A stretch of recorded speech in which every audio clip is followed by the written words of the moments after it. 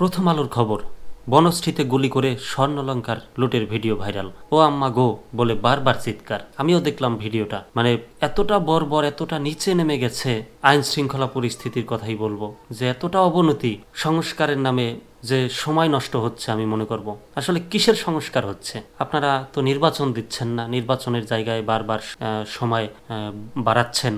Devil ধরছেন। Devil কারা?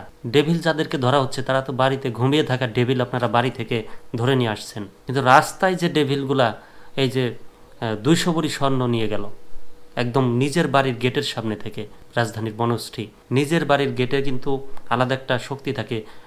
শত্রুরা যত বড় শত্রুই হোক না কেন, নিজের বাড়ির সামনে আসলে একটু দুর্বল কাটে। সেখানে নিজের বাড়ির সামনে থেকে 200 ভরি স্বর্ণ নিয়ে গেল। কি করছেন?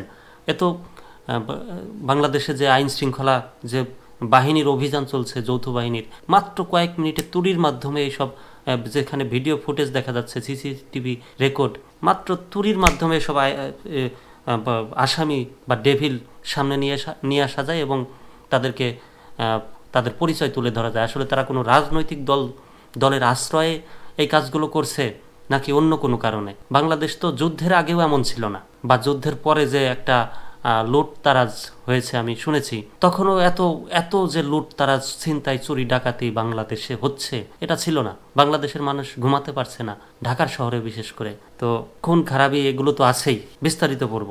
রাজধানীর বনশ্রীতে গতকাল রোববার রাতে ব্যবসায়ীকে গুলি করে স্বর্ণালঙ্কার লুটের ঘটনার একটি ভিডিও অনলাইনে ছড়িয়ে পড়েছে। ভিডিওটির যথার্থতা নিশ্চিত করেছে পুলিশ। সামাজিক যোগাযোগ মাধ্যম ফেসবুকে ছড়ানো ভিডিওটি 32 সেকেন্ডের।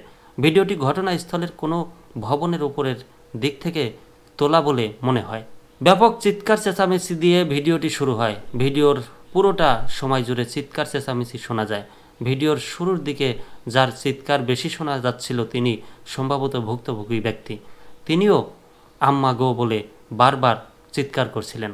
আমার বাড়ির পাশের এক কাকা, তার সামনে একবার ছিনতাইকারী এমন বন্দুক নিয়ে বের হয়েছিল।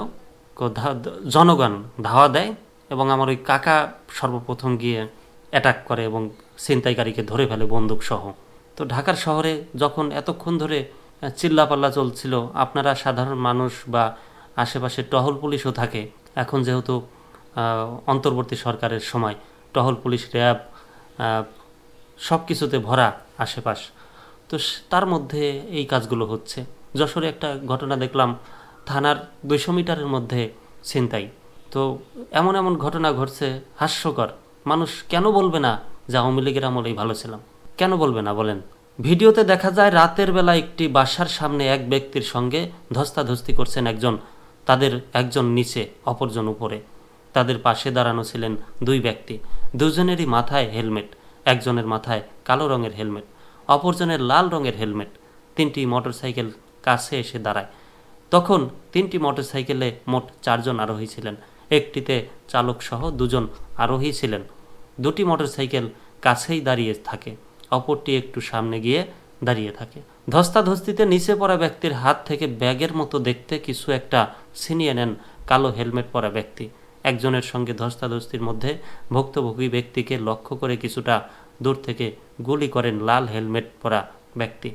তখনও একজনের সঙ্গে ভুক্তভোগীর ধস্তাধস্তি চলছিল। গুলির পর ভুক্তভোগী ব্যক্তি তার হাতে ছাড়িয়ে পেছনের দিকে দ্রুত সরতে থাকেন।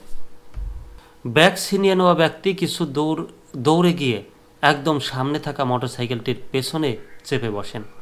লাল হেলমেটধারী সহ অন্য 2 জন আরেকটি মোটরসাইকেলের পেছনে বসেন। পরে মোটরসাইকেল 3টি দ্রুত ঘটনাস্থল থেকে চলে যায়। আহত অবস্থায় আনোয়ারকে ঢাকা মেডিকেল কলেজ হাসপাতালে নেওয়া হয়, সেখানে তার চিকিৎসা চলছে।